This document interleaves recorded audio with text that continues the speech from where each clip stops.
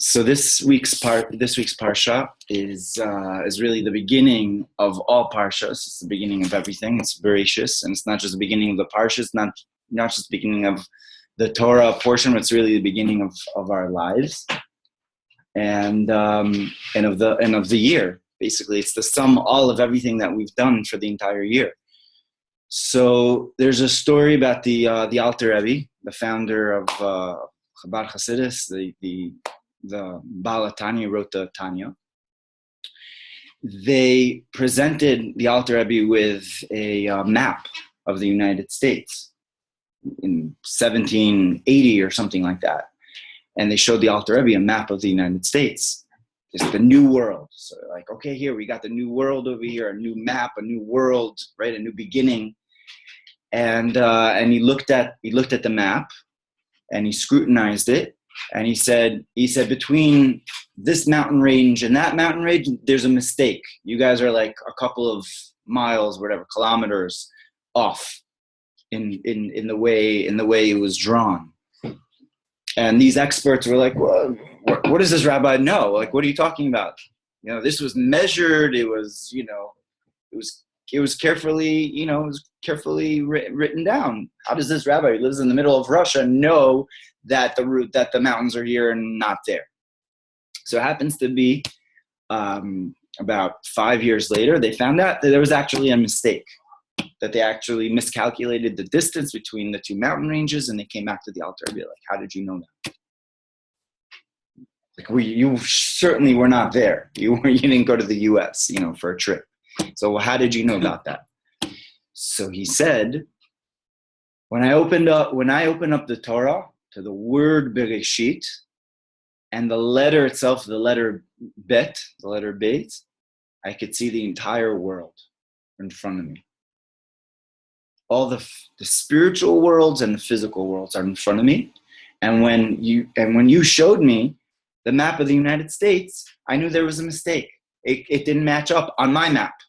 The letter Bet map, the Bereishit map that the Alter Rebbe had. So that's obviously the truest map, the Alter Rebbe's map, the Torah's map, the Bereishit map. So we're going to jump in a little bit in understanding this one, kind of like this one word, or this one sentence, because it goes together. Bereishit jumps together. So there's three basic, there's much more than just three explanations into the word Bereishit. There's countless explanations. In fact, there's explanations from the four levels of the Torah, which is called the Pardes, right? But we're going to explore the mystical, the Hasidic, the Kabbalistic explanation here in Tzfat. And so we have no choice. And Bereishit, if we really want to get down to like the bottom line of what Bereishit is all about, actually we have to jump into the esoteric aspect of what Bereishit is all about. So let's have a look. I'm sorry, I'm just writing you. I don't know. Don't worry, just put on your seatbelt. Can you say in a word what does the Kabbalistic mean? The Kabbalistic meaning means so when you're climbing a mountain, right? So when you're at the base of the mountain, so what do you see when you're at the base of the mountain? You see a lot of forests, you see a lot of trees, etc., roads and whatnot, right? You see the concrete, how you got there, and you look up what you got to do, right? And as you climb up higher, you see things, more on a more of a panoramic scale, but you don't really see everything. Up higher, it's a little bit more, and then the Kabbalistic, or the secret aspect of the Torah, is being on the top of the mountain in a sense and seeing the whole panorama. And really that's what the Kabbalistic aim is really at us understanding what is not seen. Whereas the aim of the other parts of the Torah is to explain what is seen, and the Torah, there's plenty to uncover in terms of the Torah itself, right? And the explanations of it. But the aim of Kabbalah is really to get to the what is not seen on the periphery, on the obvious, right? And to see the whole, the bigger picture of it. And Kabbalah is known for all religions? Well, Torah is for all religions, and that means Kabbalah is for all religions. Yes, absolutely, because the unseen could only be. This is exactly what we're going to be speaking about right now. Okay, so Bereishit, yeah, it's a little unrelated, but it's a little connected. Okay. Let's say like meditating. What's the point of meditating in Kabbalah? Like to see the world around you. So is it more important than Torah? Let me jump into that afterwards, okay? If you don't mind. Okay, thank you. Okay, let me just kind of focus on this. So there's three explanations in what Bereishit is about. Basic Kabbalistic explanations of what they are. So the first one is and all of them are sort of like the same time frame, okay? The time frame is the Mishnah, the time of the Mishnah, which is after the destruction of the Second Temple. It's approximately 70, 80 AD until 150 or so AD, and perhaps earlier, before the destruction of the temple. That's called the Mishnaic period, and that's the time actually that the Zohar was written, and where the great commentators of the Mishnah lived. They were called the Tanaim.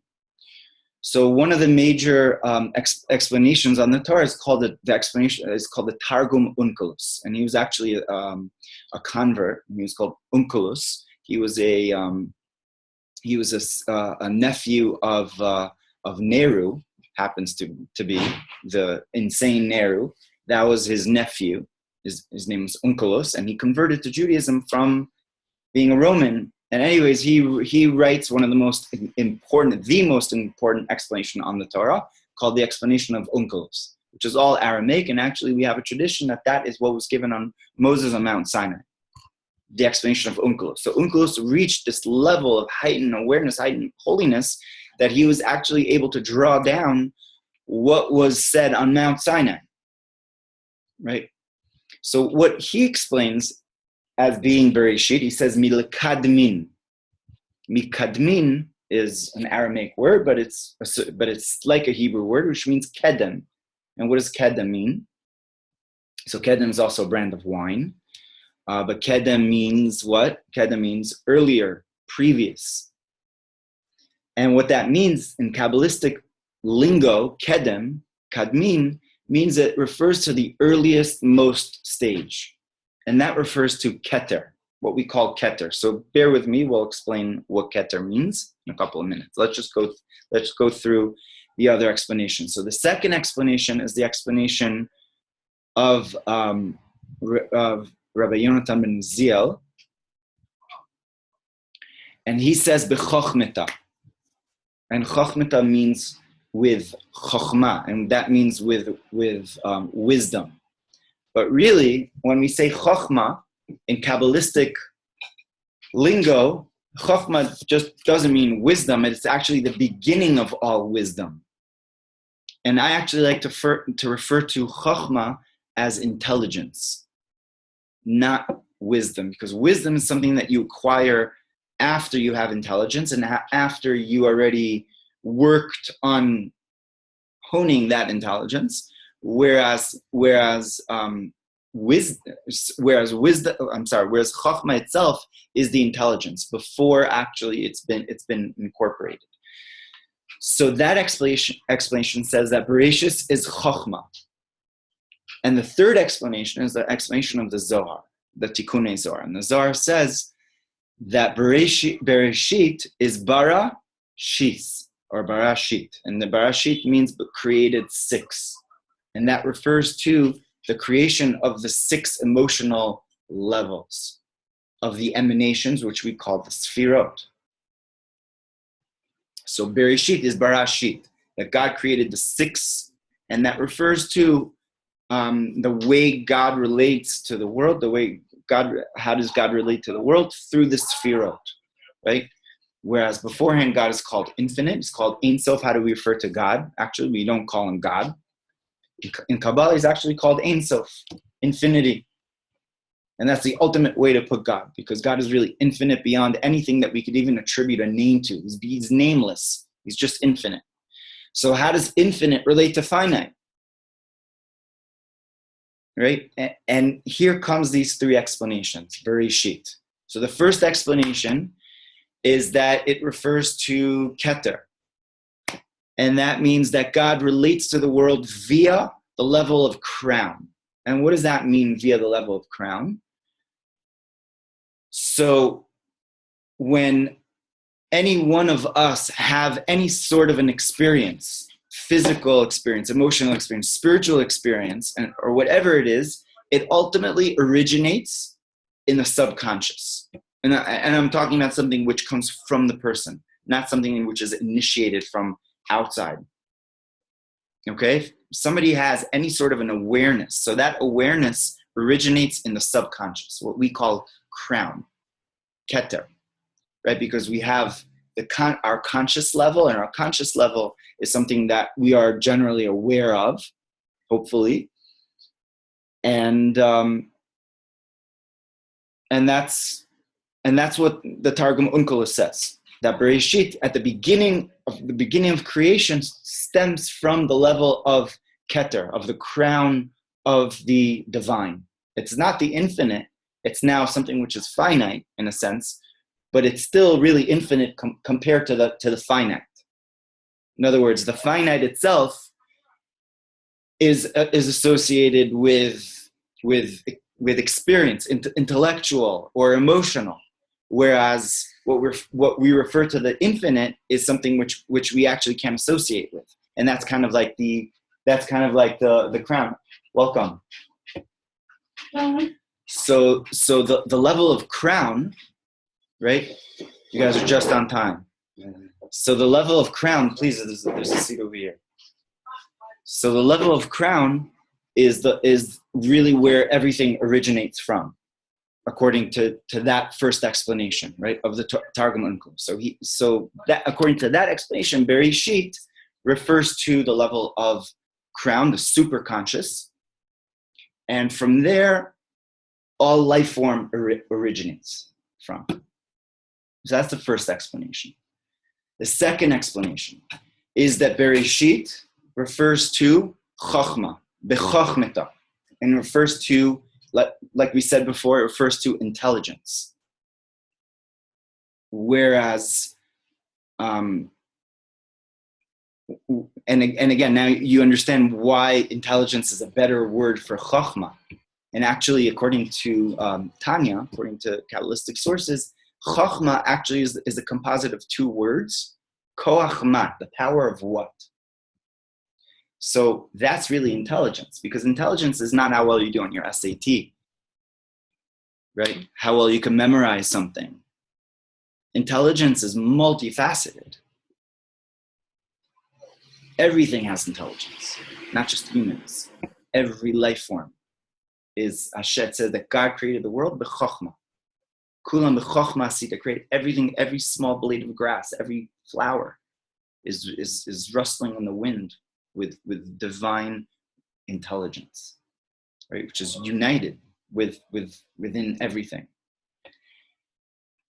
And that's what intelligence is. It's the power of what? The power of reaching beyond oneself.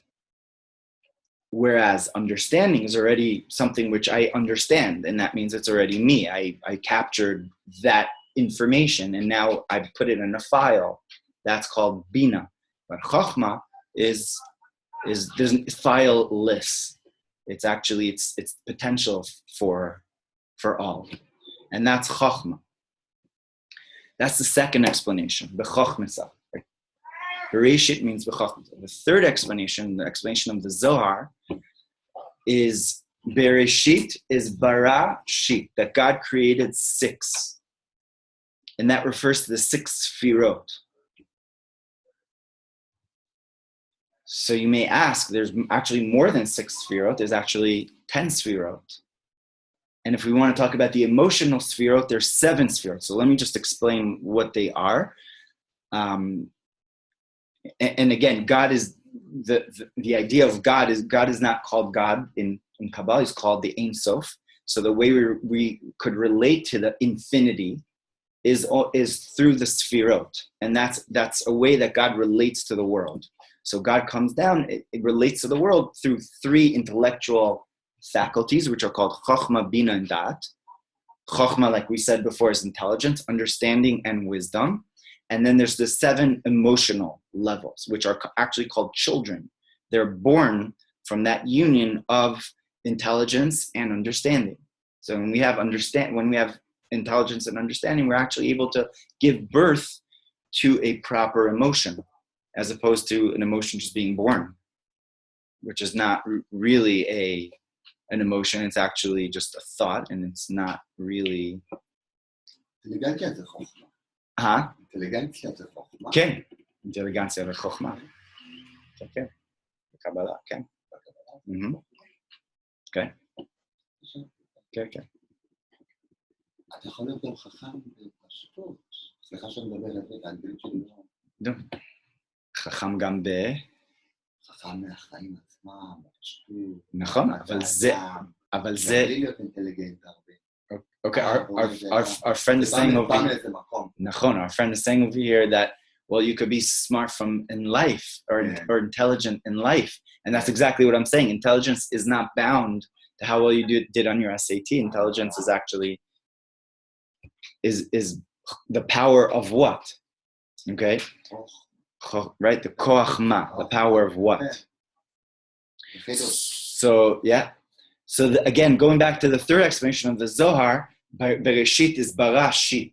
Hashem created 6, and He created the 6 emotional levels, or sfirot, in order to relate to the world.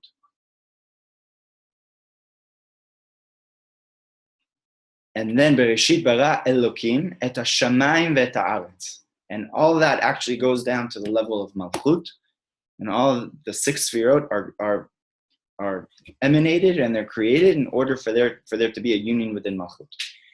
אני חייב לחזור על משהו. מה זה חוכמה? מה זאת אומרת חוכמה אינטליגנציה ביהדות? חוכמה כן. כן. אתה מדבר בשפה האנגלית של אינטליגנציה? כן. מה זה חוכמה באנגלית? Wisdom, but that's what I said. I don't like wisdom. I was saying that before you actually came in, because wisdom is something that you incorporate within yourself. That's what, when you refer to somebody who's wise in English. לא, תמיד אני רוצה להגיד, ביהדות חוכמה, אני מבין שיש חוכמה ביהדות, כמו שכולם בחוכמה עשית, מלאה כמנך, הקדוש ברוך הוא עשה הכל בחוכמה. אבל לא אינטליגנציה, זה לא... קצת לא ברור לי, האינטליגנציה. אבל that's what intelligence is. Intelligence is actually the potential for things, and according to Kabbalistic thought, that's actually more of an exact word for chokhmah, because that's what intelligence is. It's a potential for you to know, for right. Okay, so up until now, these are the 3 explanations, right? So there's a 4th explanation, and this is the explanation of the Ba'al Shem Tov. And the Ba'al Shem Tov says that Bereishit, that in the beginning, Bereishit, the beginning of everything is bara Elokim, is to know who created everything. Bereishit, the beginning of all, is bara Elokim, to know who created, who's beyond this Elokim. It's a very deep concept, and he continues, and I'll just explain it afterwards. And he says that, how do you know that? Bereshit bara Elokim et hashamayim ve'et haaretz, through examining the heaven and the earth. So let's understand that, because I believe with this explanation, it connects the previous 3 explanations. So what the Ba'al Shem Tov is saying, Bereshit, the beginning of everything, is to realize what is beyond the hiddenness of the world. And what is referred to the hiddenness of the world? That's the name of God, which is associated with Elokim. Because Elokim refers to a condensed a level of God's reality in the world, as opposed to Yud Kei Vav Kei, God's name, which is more of the more connected to the infinite part of God. Again, it's still limited, but it's more connected to the infinite part of God. Whereas Elokim refers to finite and nature. Actually, the numerology of Elokim and nature, Hateva, is the same numerology. It's the same gematria. Which is? It's 26. No. That's Yud Kei Vav Kei. Oh yeah. Oh, Elohim. Yeah. 78 or something. 86. Yeah. So, and that's very significant, because when we look at nature, when we look at Hateva, we're really looking at Elokim, the name Elokim, which is condensed, which is hidden within Teva. And this is what the Ba'al Shem Tov says. That Bereishit, the beginning of everything, is Bara Elokim, is to know who created, who's beyond the Elokim. What Elokim created, Bara Elokim. And there's a very important pasuk in Isaiah, a verse in Isaiah that says, Re'um Habitu hashamayim va'aretz u're'u mi bara ele. Look to the heaven and earth and look at who created ele. Mi bara ele. Who created ele? And these letters, mi bara ele, is actually mi, and ele is the letters Elokim. And bara, mi bara Elokim, is the words mi ele. Who is this? That's the word Elokim. And I'm saying it Elokim with a cover. It's really Elohim, right? A name for God, but it's really mi ele. Who created all of this? Without love. Yeah, without the mi ele. Who created this? Right? And that's what the Ba'al Shem Tov says, that it's the same letters, just rearranged. That's what the Zohar says. That Wait. the words mi ele is actually How you spell ele? Aleph Lamed Hey. And actually, to actually bring this down even a little bit deeper, that ele is actually 6 times 6, which refers to the 6 sfirot times each other. And that means that within the finite, within the concreteness, right? Within the specifics of the concreteness. That's the 6 times 6. In other words, each emanation has the other 6 within it. Chesed has chesed within it, and has gvura within it, etc., etc. That's ele, right? And just to bring it down very concretely to all of us. Ele means create. Ele means this. Oh, this. Right? So, and that means, what's this when I say ele, right? Ele means the most obvious, and that refers to the emotional levels, and that refers to like the most concrete. So Elokim it refers to the level of godliness which is hidden within the world. And our job, according to the Ba'al Shem Tov, he explains, is Bereishit. What's the beginning of everything? What's the secret of life? Really, he's saying. What's the secret of, because it's the first word, it's everything. That's what it's all about. Bereishit. What's the beginning of everything? This is like one of the deepest Torahs of the Ba'al Shem Tov. Bereishit is to realize who bara Elokim. Wait. It says Bereishit bara Elokim. In the beginning created God. Right. What, is that supposed to be switched because of the Hebrew grammar, or it's supposed to be switched? Let's not get into that right now. Like, there's a whole Gemara okay. that talks about. I could speak to you about that afterwards. Okay. But let's focus again. This is like, that's crazy. This class is like a loaded. Listen. I was ready to like get like because I just have to focus on this subject over here, because otherwise we could go into countless midrashim and explanations, gemaras, etc. Right? But focusing on this teaching, which is, by the way, this is based on a mimer of the Rebbe from 1979. all these explanations over here. So going back to the Ba'al Shem Tov's explanation, he says, Mi bara ele, the Bereishit is, the whole idea of Bereishit is to understand who created all this. And he says, how do we do that? Et ha-shamayim ve'et ha'aretz. That through looking at the heaven and the earth. And what does that mean? And he says, it's by looking, heaven and earth heaven refers to spiritual things, the spiritual world, and the earth refers to the physical, concrete world. And by looking at those things, in other words, and by going out into nature, essentially, the Ba'al Shem Tov used to go out into nature. Ba'al Shem Tov used to go out and used to look at existence. And used to ask, Mi bara ele, who created all this? Who created this? Who created this? And actually, who did that first? Avram Avinu, our first, right? The first Jew, right? He was the one. How did he come to those realizations? He went into Mother Nature, and he basically started asking the what questions of Chokhmah, basically, right? Why does the sun come out in the day and the moon at night, right? And as a child, right, and he started exploring, learned telescope and learned science, and kept on asking in science, and he saw science is limited. So what's beyond science? There's got to be more and more, until he came to the deepest understandings of godliness, and he revealed secrets. We have Kabbalistic secrets from Avram Avinu, which is called the Book of Formation, Sefer Yetzirah, which comes from Avram Avinu.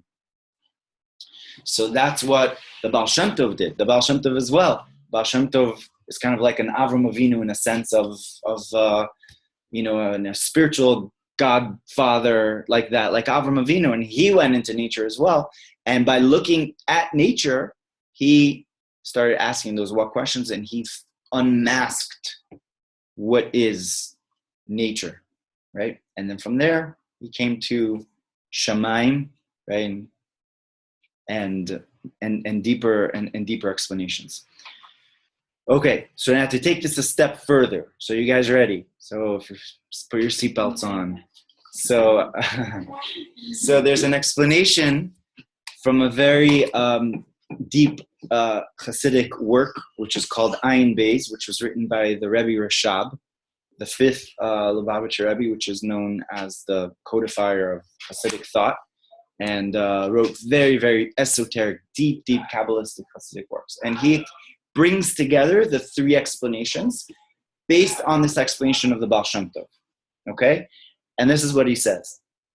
He says that we could understand that each level, okay, of understanding Mi bara ele, understanding the Elokim within nature, has what we call a parsa. Okay, so let me just explain this. Do you mind just shutting the door? Thank you. So, and that means as follows. Every spiritual level that we spoke about, level of crown, is actually, the level of crown is not felt in a revealed way within creation. It's the source of everything that happens in creation, but it's not felt. Just like our subconscious is not always felt. If we felt everything in our subconscious, we were aware like that, then we probably wouldn't be able to exist. Right? So we need the conscious mind to kind of like operate in this world. And that's how God wanted it. He wanted us to be in the finite, to be within this world. And that's called a parsa. And that means it's a veil. And Kabbalistically, there's a veil which holds back the light from drawing down into this world. Because when we're talking about infinity, the infinite light, that's a lot of light. That's infinite light. So for there to be a world, there has to be a stoppage of that infinite light, and that comes in the form of a veil. That's called a parsa. So according to that explanation, what does it mean to see Bereishit, bara Elokim, is to unveil what is beyond the felt mind. the conscious mind and to be in touch with the subconscious part of existence and ourselves, right?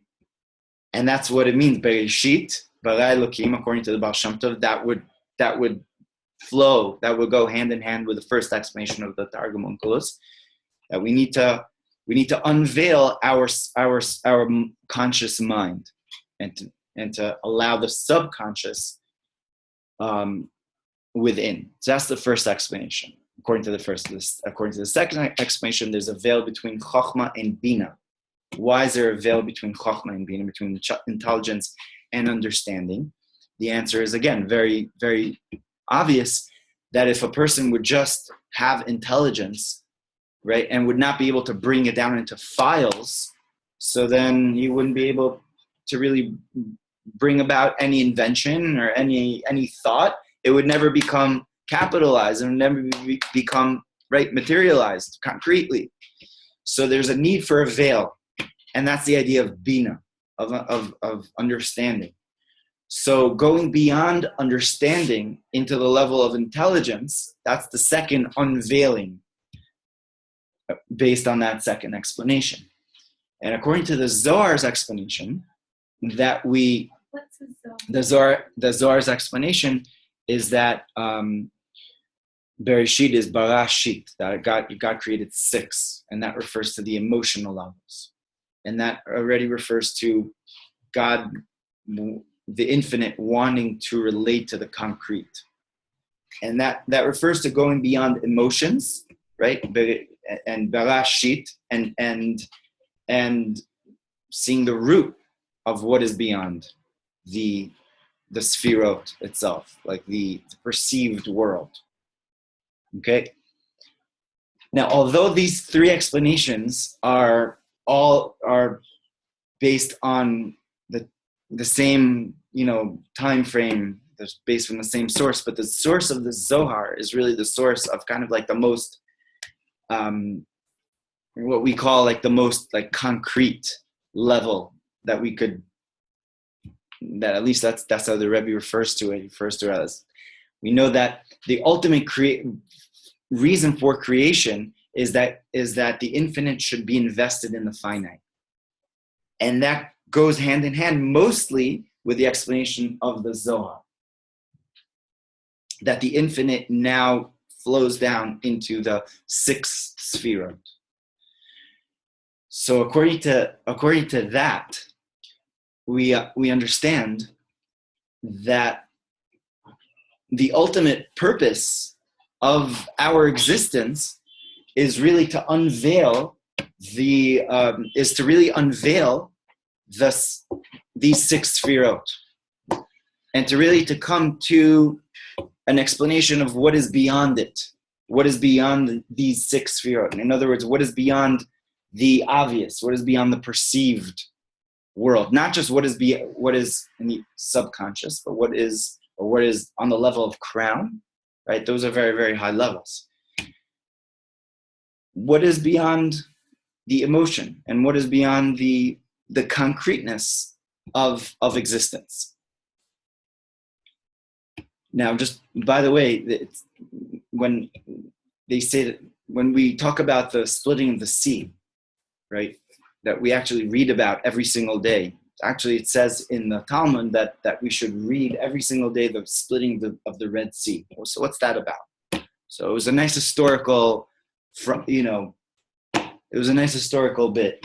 But there's also Mount Sinai. Why don't we read about Mount Sinai in our prayers? I mean, we mention it kind of, but we don't read about it that much, right? So what is it about the splitting of the sea?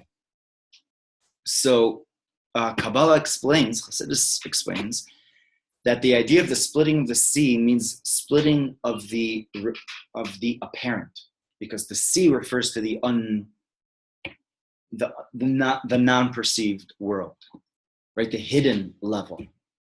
That's what the ocean is, right? Whereas land is what is seen, and the splitting of the sea refers to the splitting of what is not seen. And when the Jewish people crossed the sea, right, after coming out of Egypt. So they came out of Egypt as free people, but they really weren't free because their minds were in captivity. So they had to free their minds. How did they free their minds? So they had to actually go beyond what is seen. Because up until now, they were just thinking about, how many bricks do I have to make that day? And what do I have to do to pay my mortgage? And what do I have to do to pay my bills? And what do I have to do to right? Basically, we're all in captivity. We're all in a state of exile, of just seeing the concrete and being in the concrete and thinking about, what we had for breakfast or what we're going to have tomorrow and what we're going to do. Like, in other words, not thinking about our deeper and higher potential and really the potential of the world. So this is why this parsha over here is such an important parsha. I mean, on all levels, but on a very practical level, because the Torah is actually meant to be understood on a practical level. It's not just meant to be understood on just an esoteric level and just a secret level and that's it, or on a very concrete level and that's it.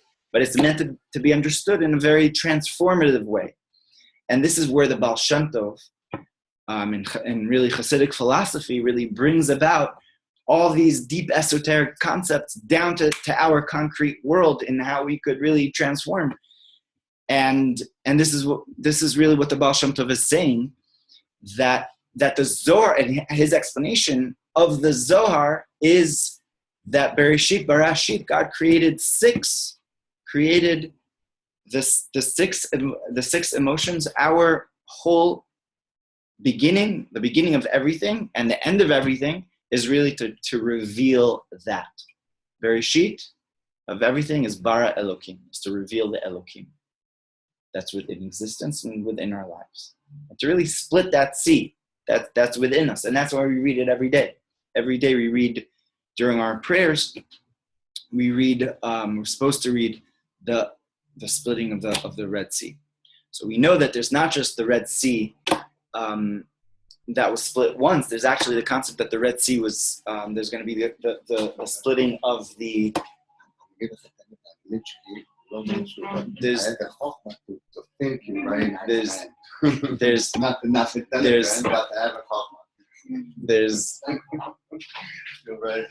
God bless you. There's the splitting of the sea, which is also the splitting of the sea in the times of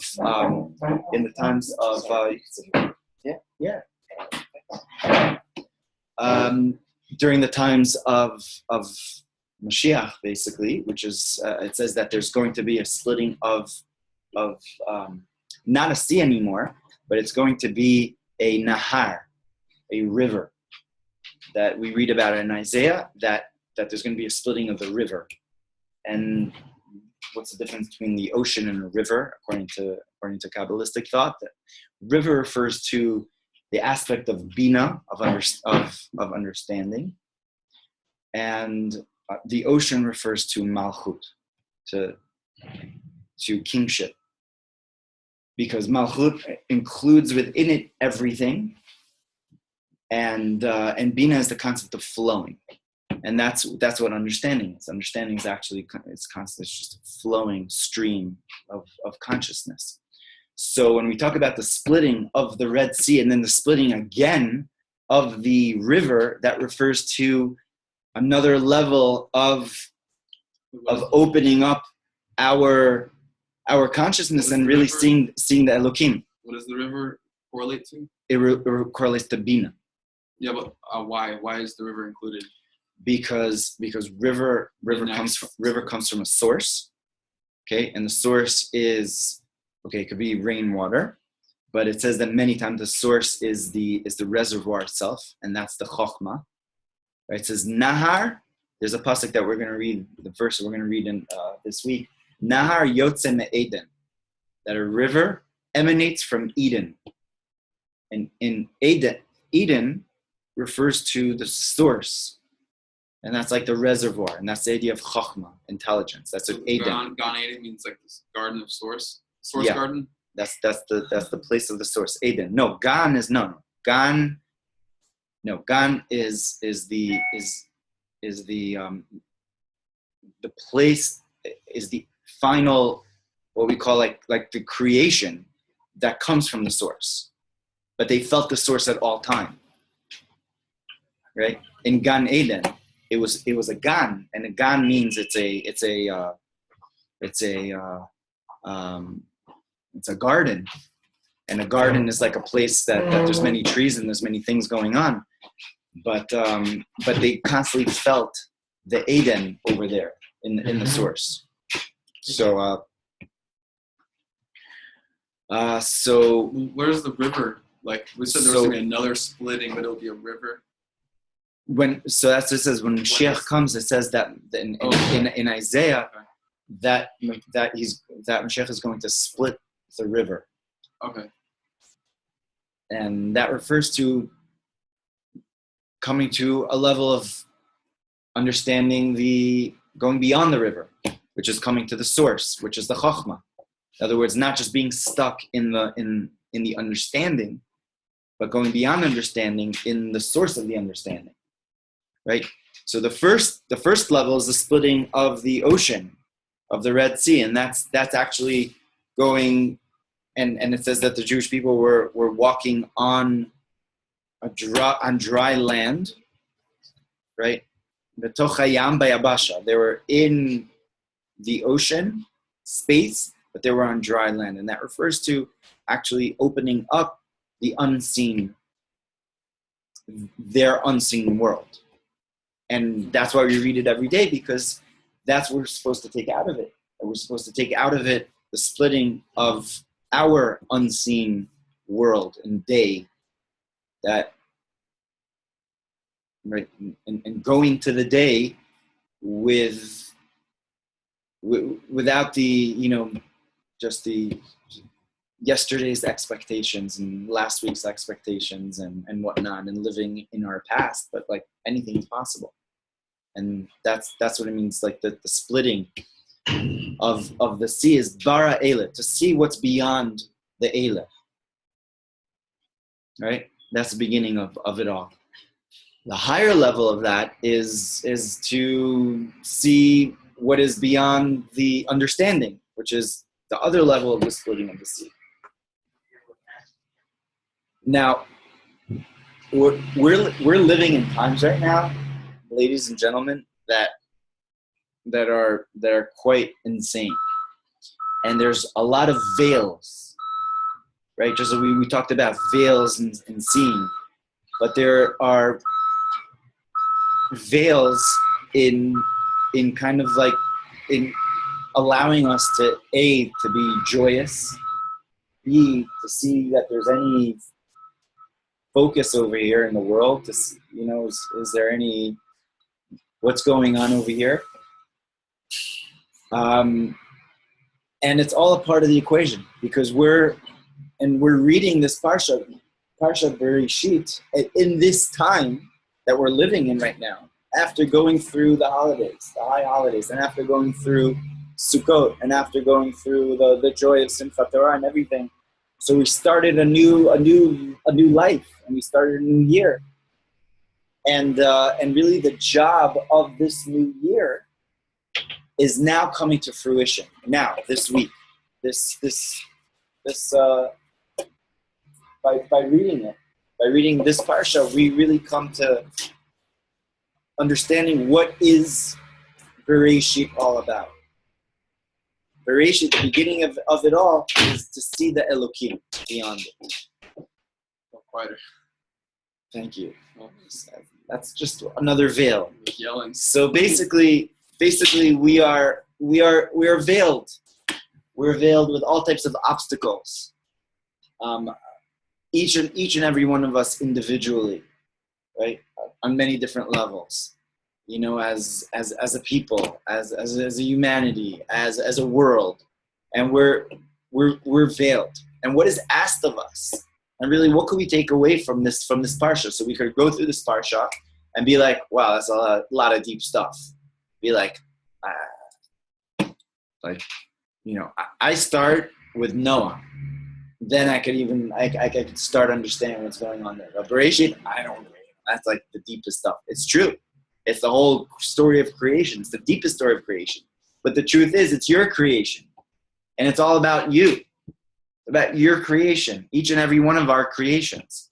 Bereishit is Bereishit. Hashem created 6, and it's the 6 emanations. The 6 emanations is all about relating to us. We have 6 emanations. We have the 6 spirit within us. We have that within us. Why? Because God wants to relate to us, each and every one of us, and to allow us to go beyond our veils, which obstruct that our ability basically to be natural, to be naturally connected, to be naturally happy, to be naturally like where we belong.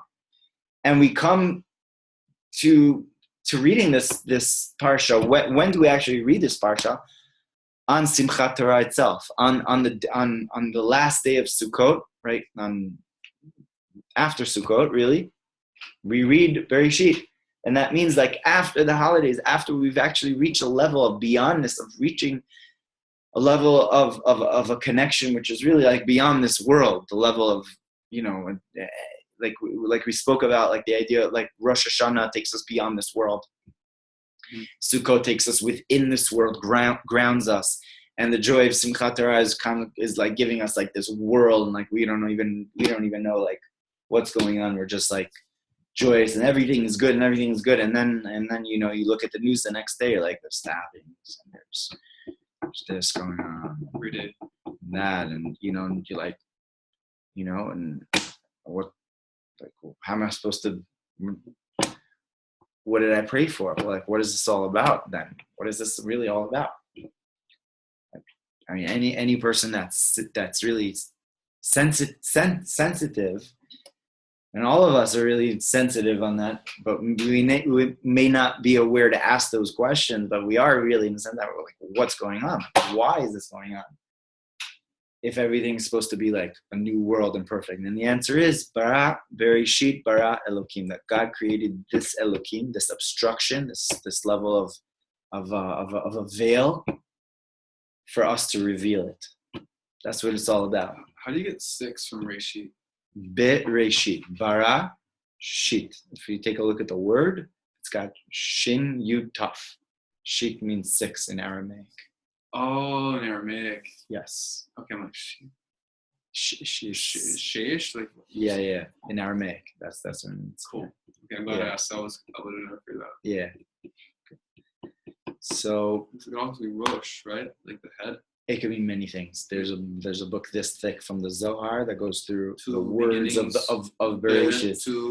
Where I'd like to just focus on something which is like very bottom line. I feel, at least for me, I mean, I'm they say like, you have to be into what you're teaching, otherwise what's the point?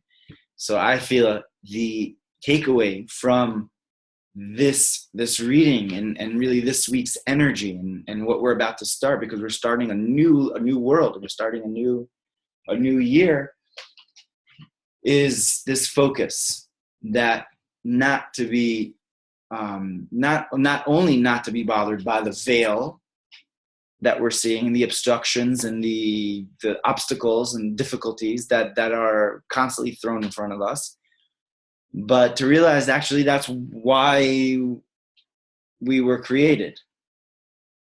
And we were created to just look past it and to say, this is it.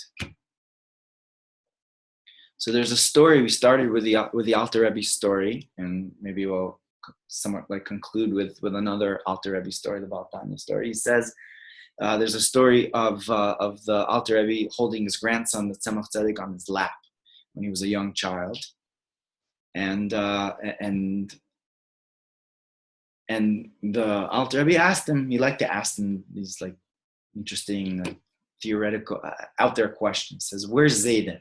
Where's Grandpa? He was sitting on his lap. Where's your grandfather?" So he said,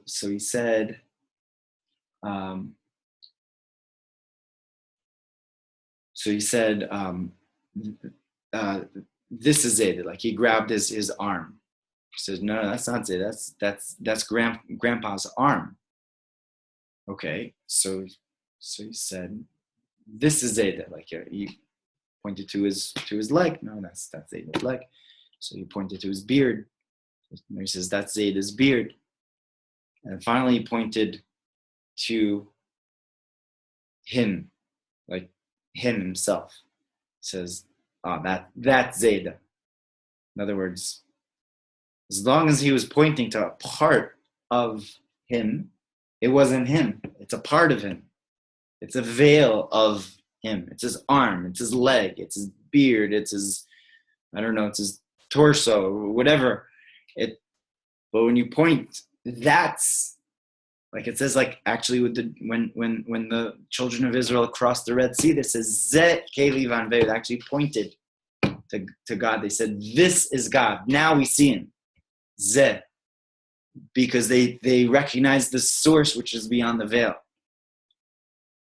And that's what the Alter Rebbe was teaching his young grandson, that if you want to look at something, don't look at a person in their, how tall they are, how short they are, what color hair they are, etc. So look at them.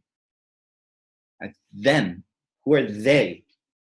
And look at a person for who they are, not for their externalities. And when you want to look at the world, don't look at the world based on, is it nice? Is it not nice? Is it good? Is it good?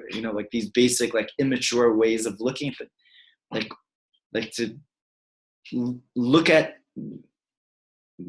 Mi bara Ele, who created all this, right? The Elokim, Mi and Ele is, again, Elokim is Ele, Mi Ele. Who's this? That's Elohim. Who is this? He's begging us to ask, who is this? And it happens to be that there's 32 times that it says Elokim, the name of Elokim, during the times of creation, during the times of creation until Friday. 32 times. And 32 is a very important number for many, many reasons, but it also refers to Lev. 32 is the number Lev, heart. Because God wants to be revealed. 32 times it says this, very significant.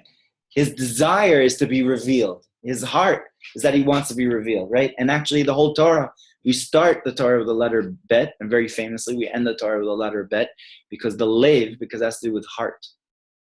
The Torah starts, the beginning of the Torah and the end of the Torah is the words heart. Because we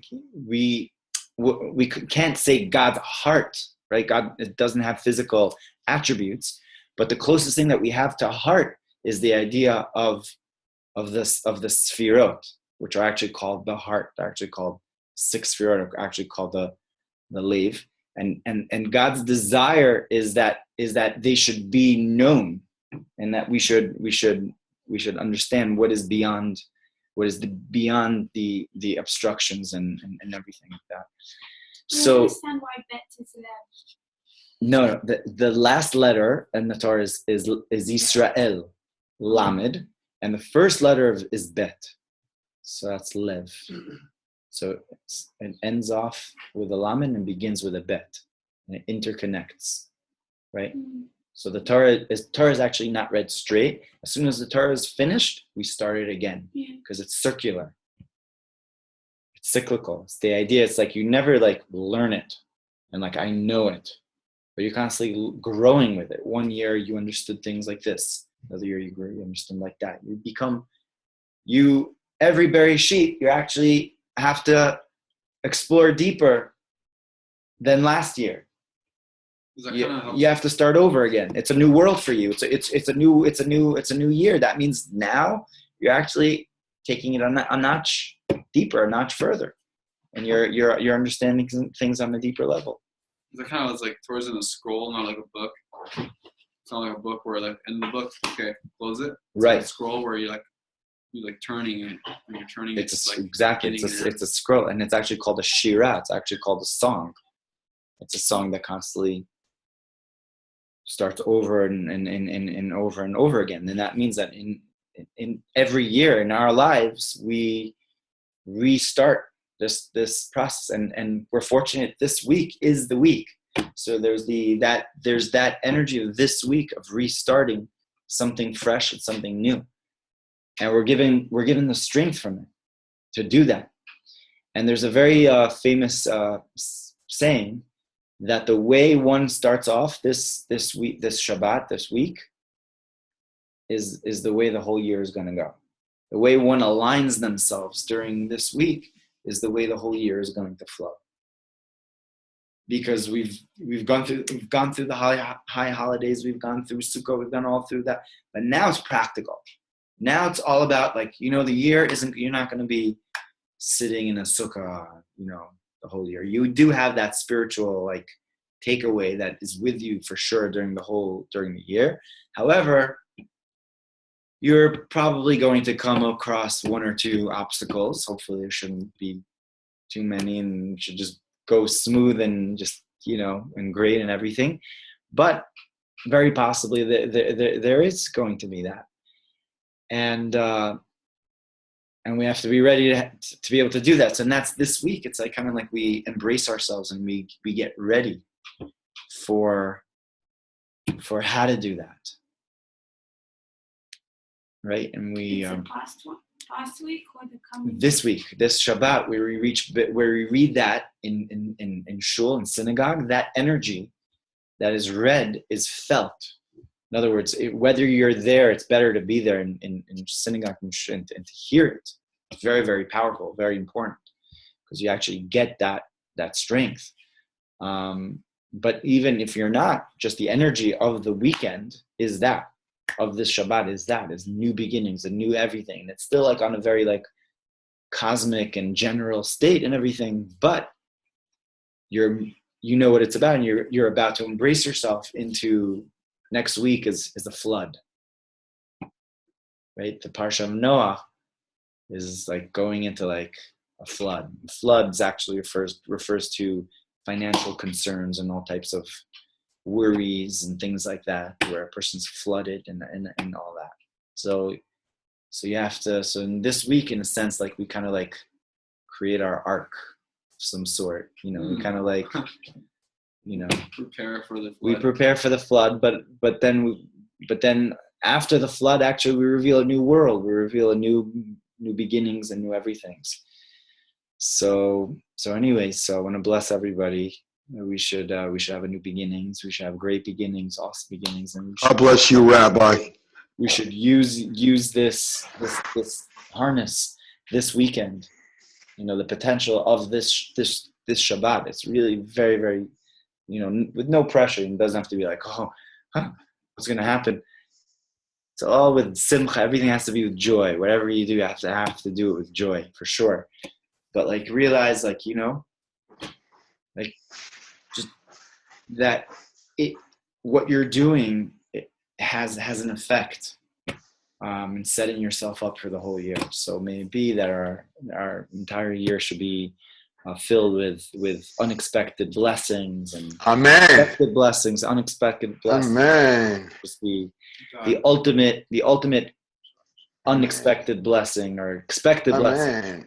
Amen. Blessing of seeing what's beyond the veil in this world and beyond, and seeing really the Mashiach, and pointing. It says Zeh. It says Zeh Hashem Kivinu. This is the one that we were waiting for all these years, and Jews were. Everybody in the whole world was waiting for 2,000 years, for thousands of years, to say, this is the one that I was finally waiting for. And this is it. I wasn't waiting for another fake, UN this and EU that and another president of that and another savior here. And I was like, no, we want, finally, like really the veil revealed. So it should be very, very soon. And I just wanted to mention, we have over here a friend that went to Hebron for Simchat Torah, and very interestingly, they have over there they open up the area of Isaac, Yitzchak Avinu, right? Usually Yitzchak, the cave of Yitzchak is closed. And on for 3 times a year, I think they open it up. Well, I'm not. It's like 10 days of the year, but For like 10 days, right? Yeah, it's like one time, a couple times. So right. So somebody else was asking, why is Isaac's tomb closed? Actually, we're the children of Isaac, not the Muslims. They actually believe that Abraham is their father. So why Isaac? Why do they have Isaac?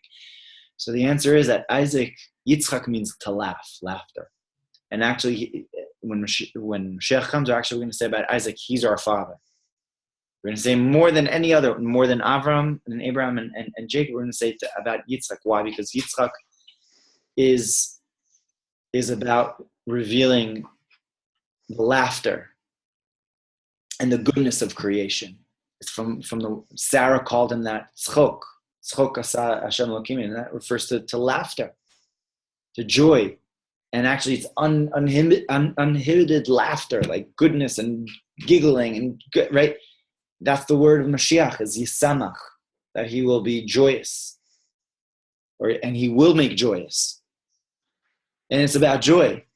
So what is the world doing, or we call the Yetzer Hara, whatever it is doing? It's kind of trying to like hide up Yitzchak and trying to say, no, you can only have Yitzchak only on certain days. You can only have joy on certain days. And really the answer to that is like, no. We're going to have joy every day. We're going to reveal Yitzchak every day. And that's Mashiach, that's Yisamach. And we're taking the joy of Simchat Torah into the year. So we're taking the end of the Torah into the beginning of the Torah. And how do we do that? Through joy. That's the day of Simchat Torah, where you read Bereishit, we start saying, what's this year going to be? How are we going to go beyond the veil and all that? It's through Simcha. It's Yitzchak. And that's really like our arsenal, to like take things b'simcha, with joy, and not to get too like uptight, to chill out with people and with things, and certain, it's like the things that it's good, it's going to be good, and to think positive, and to know everything is positive, and to do that through joy. Like that's our ammunition, and that's what you got to take. There's no other way, because if we're gonna be sad, we're gonna have depression, sadness. That's what they want from us to do. They want us to feel, oh, there's a stabbing here, be scared and be sad and everything like that. That's they love that. The other side, that the Yetzer Hara loves when we're sad, loves them when we're scared, so that's exactly the opposite of what we have to do. We have to take Simchat Torah with us, together with Bereishit, and we start our new year with all that good stuff, with all that. So l'chaim to everybody. L'chaim. And maybe we